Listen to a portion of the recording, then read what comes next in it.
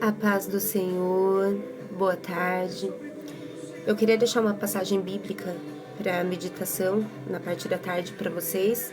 Confesso que foi uma luta, tá sendo uma luta gravar, porque foi a bateria que acabou, foi a câmera do celular que parou de funcionar, foi o louvor que não tocava, eu que não sou gaga, gaguejei, mas eu já levantei e repreendi, né? Esse espírito de intromissão tá repreendido em nome de Jesus. E essa palavra vai ser direcionada a vocês, tá bom?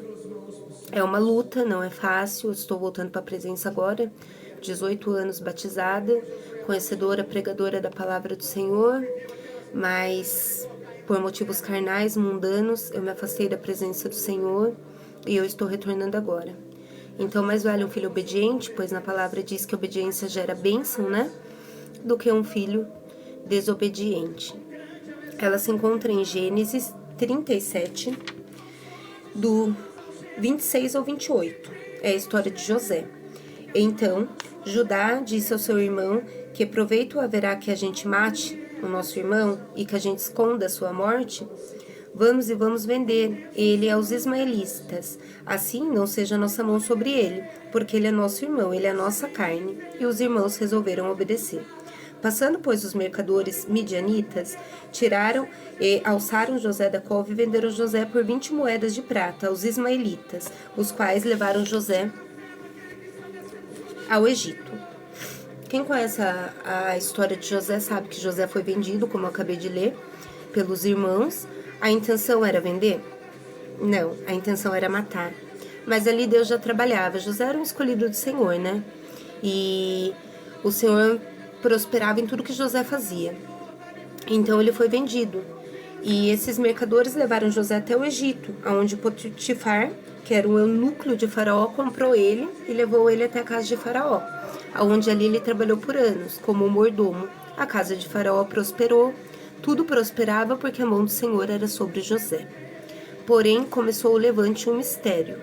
Aí está o mistério do Senhor. Estava tudo certo, tudo perfeito, tudo prosperava. José era ali o braço direito dos mordomos.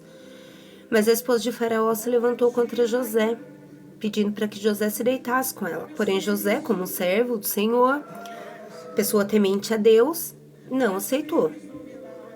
E ela se levantou contra José, indo até o seu marido, Faraó, dizendo que José havia tentado contra a vida dela. Faraó imediatamente se irou contra José, é claro. E naquela época que na palavra diz que as pessoas que cometiam adultério eram levadas à morte. Mais uma vez, era para José morrer? Era para José morrer. Mas mais uma vez a mão do Senhor estava sobre José. Olha o mistério, José não morreu, José foi levado a cárcere, onde ele permaneceu por anos. E quando ele saiu do cárcere, ele saiu como governador do Egito. O porquê que eu tô falando isso, irmãos? Eu quero ser bem rápido e bem breve. Às vezes a gente passa por momentos na vida da gente, por cárceres na vida da gente, assim como eu passei na minha. E a gente não entende a situação, eu não sei qual é o cárcere que você vem passando, eu não sei se é depressão, não sei se é problema psicológico, sentimental, com o seu filho, eu não sei se é problema com sua família, eu não sei se é problema com o teu casamento, mas o que eu quero deixar bem claro é que em tudo Deus tem um propósito. No momento a gente não entende o porquê do cárcere, o porquê que a gente está passando. Nós somos humanos, somos pecadores. E a primeira coisa que a gente faz é se questionar do porquê.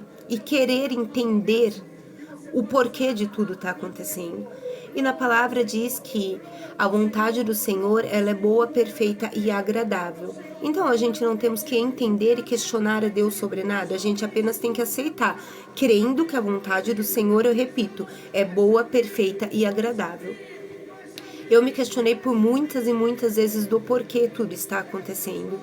O porquê que estava acontecendo certa situação comigo, o porquê de eu perder meu lar, o porquê de eu ter que sair de dentro do meu lar, deixar meu esposo e vir morar com minha mãe, com os meus pais, onde ninguém, a não ser minha irmã e a não ser o meu cunhado, que são evangélicos aqui, nessa casa que eu convivo, são todos católicos. O porquê? Mas hoje, 32 dias depois, eu entendo porque muitos são chamados, mas poucos são escolhidos. Eu vou repetir para você entender. Se você tiver atento, você vai pegar isso para você. Muitos são chamados, mas poucos são escolhidos. A gente que é escolhida do Senhor, a gente é diferente, a gente é separado, não tem para onde correr, não tem como fugir, não tem eu vou para lá, eu vou para cá, não. De Deus você não foge, o Senhor pega, aonde você estiver, da maneira que você estiver. Ele te pesca, ele vai te pegar. Então tem circunstâncias, tem pessoas que são usadas para se levantar contra a gente e a gente fala o porquê que está acontecendo isso. Mas até ali é propósito do Senhor. Tem coisas que tem que acontecer para tirar a gente da zona de conforto em que a gente vive, onde devido a esse cárcere que passamos a gente não consegue, não tem força, até queremos, mas não conseguimos buscar a presença do Senhor.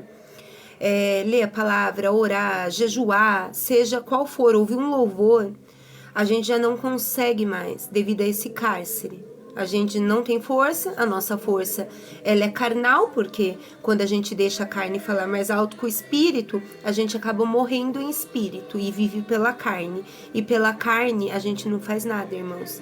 Nada. Tudo na vida da gente, desde a força, desde a luta, desde o levantar ao deitar, tudo é a mão do Senhor. Então, se a gente não tiver em espírito, a gente não consegue. E hoje eu entendo, 32 dias depois, que foi necessário acontecer tudo isso, pessoas serem usadas, levantadas, até mesmo eu, na minha fraqueza, no meu erro, Deus me tirar da zona de conforto para poder tratar comigo aqui onde Ele está tratando e da maneira que Ele está tratando. Aonde eu estou voltando para a presença do Senhor, aonde eu tenho tempo de orar, aonde eu tenho tempo de buscar, aonde eu tenho tempo de meditar na palavra. E que assim seja com você. Se espelhe na história de José. José foi lançado a cativo. Ali ele ficou por anos. Ele poderia morrer dentro daquele cativo, nunca mais sair. Mas ali Deus tinha uma obra onde o faraó teve um sonho cujo ninguém conseguiu interpretar. Adivinhas, espíritas, ninguém, a não ser José, que Deus usava e ele conseguia interpretar sonhos. Ele foi levado a Faraó e interpretou os sonhos, e aquele sonho que ele teve, cuja interpretação José deu, foi o que aconteceu. Na história de José mais à frente, se você puder ler e meditar nessa palavra, vai ver que conforme José descreveu ao faraó, foi o que aconteceu naquele tempo. E aí ele foi tirado do cativo e ele se levantou como governador do Egito. E que assim seja comigo e com você. O cativo não é lugar de morte, é lugar de aprendizado e de tempo com o Senhor, aonde a gente vai poder buscar, a gente vai poder meditar e Deus, Ele vai poder falar com a gente nesse cativo, nesse tempo. Então, em meio à luta, em meio ao deserto, em meio ao que você está passando, eu não sei, mas o Senhor sabe. O que cada um passa tem um propósito e tem um porquê. A gente não vamos entender agora, mas conforme o tempo vai passando, a gente vai buscando e vai tendo discernimento, conhecimento do Senhor, a gente vai entender que tem um propósito em tudo isso. E que quando Deus, Ele quer nos usar, Ele tira a gente da zona de conforto. Ele cria situações que nem sempre é o inimigo, porque hoje em dia tudo que acontece, é o diabo, é o inimigo. Nem tudo é o inimigo e nem tudo é Deus. Tem coisas que são do inimigo e não são do Senhor. E tem coisas que é a mão de Deus e nem é o inimigo. Para que a gente tenha um aprendizado, para que a gente entre no profundo e comece a ter uma intimidade com o Senhor. Então que hoje você possa meditar nessa palavra e entender que o cativo que você passa, eu não sei qual é o teu cativo, entregue na mão do Senhor, porque não vai ser por muito tempo. Não vai ser por muito tempo. Quando Deus te levantar, Ele vai te honrar. Tem honra múltipla do Senhor vindo para mim e para você. Então que você medite nessa palavra e fique com a paz do Senhor, que esse resto de tarde seja excelente, seja maravilhoso e que Deus venha abençoar cada um de vocês aí onde você está, da maneira que você está. Entenda que há diferença entre muitos são chamados e poucos são